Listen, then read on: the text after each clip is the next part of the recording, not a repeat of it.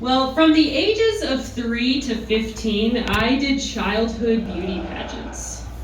Yeah, and people always look at me like that. They're like, when you were a kid, people judged you for the way that you looked.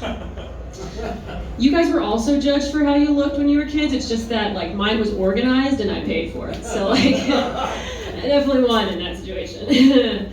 But my favorite part about pageants was always the talent portion. And I loved it even though I didn't always, win because Isabella fucking Reese did. But, not all of us can do a baton routine to the Nutcracker every single pageant and win. It's fine. It's whatever. But one year, my mom had a fantastic idea for the talent portion. Have you guys ever heard the song Dance With My Father Again by Luther Vandross? Yeah. All right, well, I'll recite the lyrics for you if you don't know it. If I could get another chance, another walk, another dance with him, I'd play a song that would never, ever end. How I'd love, love, love to dance with my father again. Yeah. It's this really, really nice song about how he lost his father. And so for the pageant, what we did was my mom and I went to the store and she bought this life-size Raggedy Ann doll. And we took the clothes off of it and replaced it with my dad's clothes, and took off the hair and replaced it with a wig of my dad's hair, and the face with my dad's face. And I strapped it to my 10-year-old hands and feet, and I got on stage and danced with my dad. So he's alive, is the thing. He just didn't really come to pageants a lot. He was home, like, reading books, So while he was laying in bed reading the new Stephen King novel, I was on stage with a doll of him strapped to my hands and feet. And I was dancing to a song with the lyrics. Sometimes I'd listen outside her door and I'd hear how Mama would cry for him. I know you don't do it usually, but dear Lord, she's dying to dance with my father again. People were really upset for me. They were crying and they were consoling my brother, who was hunched over with his shoulders shaking in emotion. He was laughing, but they really couldn't tell that that was the emotion. And I think the worst part of the entire situation was that I beat Isabella Reese with that talent. I won 3 years in a row. 2 of those years with my dad present. So I guess the moral of the story is if you want to win a beauty pageant, you have to be willing to lie to a lot of children. But, I feel like I trust you guys in this room.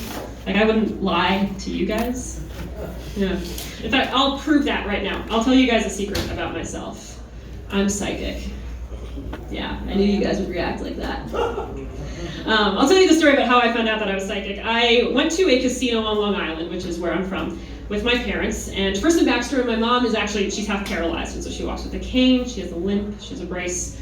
Anyway, we walk up to this casino, and this woman walks up to her and she goes, "Excuse me, miss.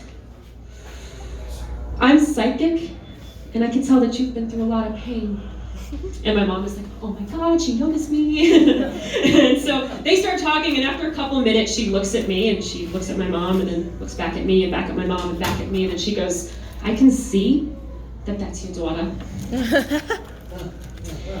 So then, after a few seconds, she gets really close to me, and she goes, "I'm seeing something. Yeah, I am. You're psychic. Yeah. You are. One day you're going to wake up and you're going to say to yourself, oh my God, I don't know what's going on. I'm seeing people who are supposed to be dead, and I'm looking at the future, and oh my God, somebody get me a doctor, somebody get me some medication, call the hospital." But then you're going to say to yourself, wait a second, I'm not crazy, no. I'm like that beautiful woman I met outside of a casino on Long Island. I'm psychic. And when you turn 23, that's when it's going to happen. That's when you're going to realize that you're psychic. So, about a year ago now, I turned 23 in March. And yeah, thank you. And I've got to say, not a ton happened, except I guess I had one vision. It was weird. I was standing on this platform in front of this black curtain that made it look like I was the star of a ransom video, And I was talking to this group of people who were all facing me and laughing at the things that I was saying. And I was really enjoying the moment, But I realized that the vision couldn't have been a true vision. It couldn't have been real. Because in the vision, I had a punchline to this joke. Anyway, thank you guys so much. Enjoy the rest of your night.